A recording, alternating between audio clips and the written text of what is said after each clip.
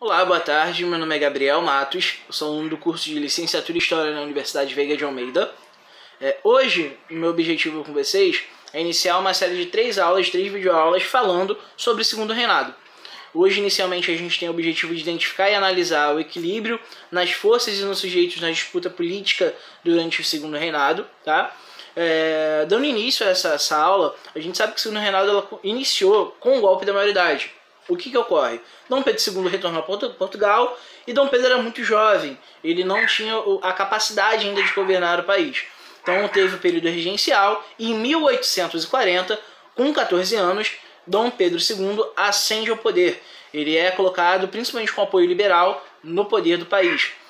A gente sabe que Dom Pedro ele foi treinado, educado para assumir esse governo desde cedo. Ele já tem essa educação basicamente diplomática, formação, todo o processo para que ele assumisse de fato o governo um dia. Com o golpe da maioridade, ele ascende ao poder, ele se torna o imperador do Brasil. E diferente do seu pai, que buscava ser identificado como mais jovem, registrado de forma mais jovem, Dom Pedro buscava ser registrado de uma forma mais velha, mostrando uma maturidade, um poder, uma potência enquanto líder do país. Dentro da política, que é o âmbito que a gente vai tratar nesse primeiro vídeo, você tem duas vertentes, conservadora e a vertente liberal, que viviam em conflito nesse período. Eles tinham muitos problemas.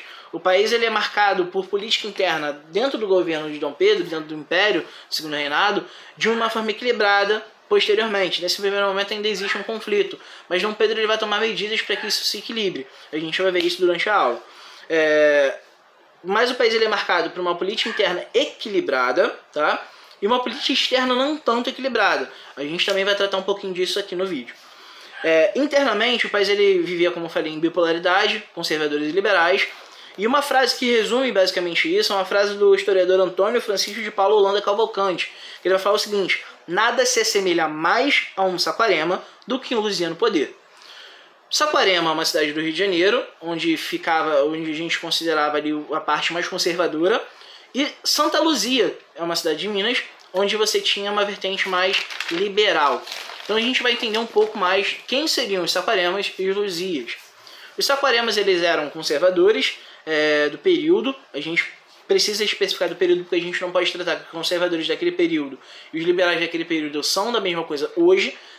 Seriam anacronismos, são situações diferentes, mudanças que existiram naquele período para cá. Então os Saquaremas eram conservadores, burocratas do governo, proprietários de terras, comerciantes do Nordeste, do Rio de Janeiro, e que defendiam uma maior centralização do poder, ou seja, um poder maior ao imperador, um imperador mais forte, e o poder moderador. A gente sabe que desde Dom Pedro existe o poder moderador que influencia em todos os outros âmbitos do Estado. Os Luzias eram liberais da época, também proprietários rurais, porém, em sua maioria, comerciantes liberais. Eles eram mais concentrados em Minas, São Paulo e no Rio Grande do Sul. Eles queriam a autonomia das províncias, buscavam uma maior representação política, mas à frente eles vão notar que isso não é possível, que eles não conseguem essa representação maior. E mediante isso surgem alguns pensamentos republicanos, mas não é algo que vai acontecer agora de imediato. A política ela era bem dividida entre as elites, e a gente não tinha ali uma representação do povo tão assídua dentro da política. Você tinha uma elite mesmo controlando o país, e isso permaneceu por bastante tempo dessa forma. Esse conflito entre conservadores e liberais foi equilibrado através do que a gente chama de parlamentarismo às avessas. O que é isso? Dom Pedro II, em seu conhecimento, monta um processo semelhante ao parlamentarismo do Reino Unido, da Inglaterra, para o Brasil. Porém, não é o povo que escolhe os representantes, e sim o imperador.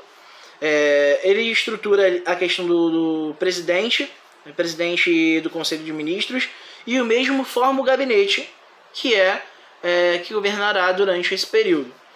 Lembrando que, com o poder moderador, o próprio imperador ele tem influência dentro do gabinete. Se ali quem estiver no governo não tiver um gabinete coerente, o imperador ele pode mexer, tá?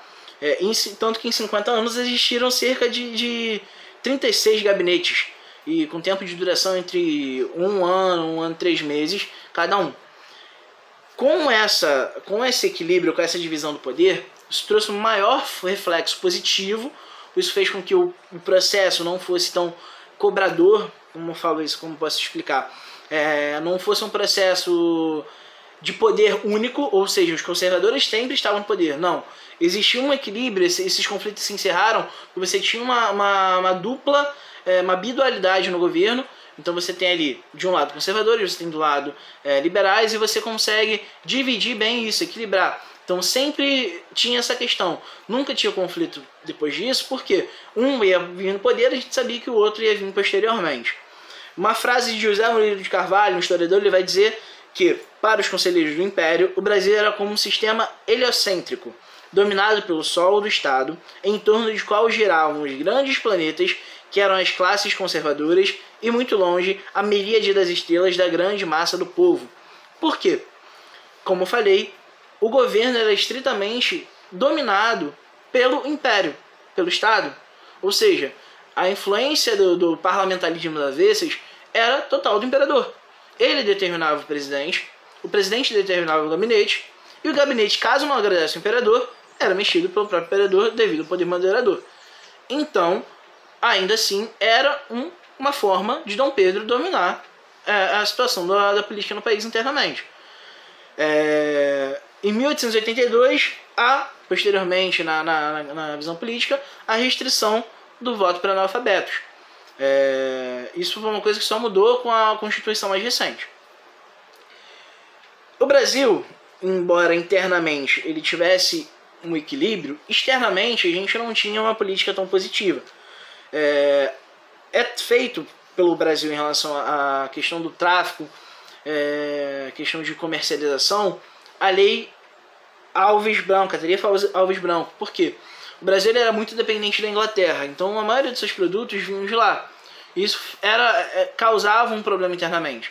Então existiu a tarifa Alves Branco, que taxava os produtos vindos da Inglaterra com o objetivo de dinamizar e aumentar o fluxo interno financeiro. Por um lado, isso foi positivo, como eu falei, o Brasil era extremamente dependente da Inglaterra. Por um lado, isso foi positivo, porque isso fez com que o comércio interno se desenvolvesse, o consumo de produtos internos se desenvolvesse, porém, teve uma retaliação por parte da Inglaterra. Em 1845, a Inglaterra criou a Lei Bill Aberdeen, que é justamente a proibição de comércio negreiro, que autorizava a marinha inglesa a influenciar, a atacar navios negreiros que viessem para o Brasil. E isso atrapalhou bastante o processo econômico, posteriormente a gente vai falar em outro vídeo, dentro do governo brasileiro. Dentro desse processo político existiu também a última revolta, que é a última rebelião provincial, que foi a Revolução Praieira, que aconteceu em 1848. Aconteceu em Pernambuco, ocorre após a mudança de presidência da província, feita pelo imperador, colocando um dos regentes anteriores no governo. Os participantes eles tinham um objetivo, buscavam uma assembleia para mudar a Constituição de 1824, buscavam a liberdade de imprensa, fim do poder moderador e fim do cargo vitalício de senador. Isso porque, como cargo vitalício, permitia que algumas situações fossem feitas de forma errada, algum crime político que não era tão positivo para o povo, mas como o cargo era vitalício, isso não atrapalhava os senadores. Foi obviamente reprimida, isso mostra, por isso que foi a última revolução provincial, porque ele mostra o poder interno do Estado brasileiro, da política brasileira, e obviamente alguns de seus líderes foram mortos e outros anistiados. A política do Brasil realmente internamente foi muito tranquila, ela não teve um período de problemas, ela realmente foi um período onde o Brasil ele conseguiu se equilibrar internamente. Os conflitos externos, como eu falei, principalmente com a Inglaterra, onde começou ali um processo que posteriormente a gente vai ver na parte econômica, que influenciou bastante, que foi a restrição do comércio negreiro, onde o Brasil ele passou a comercializar os escravos apenas internamente, ele não poderia mais comercializar fora. Isso deu a margem para a lei Eusébio de Queiroz. O Brasil ele só comercializava escravos dentro do seu território. Isso posteriormente veio a ter um conflito porque os escravos reduziram, aumentaram-se a necessidade de mão de obra e entra o período de imigração. Bom, essa é a nossa aula de hoje. Espero que vocês tenham gostado. Desejo a vocês uma ótima tarde.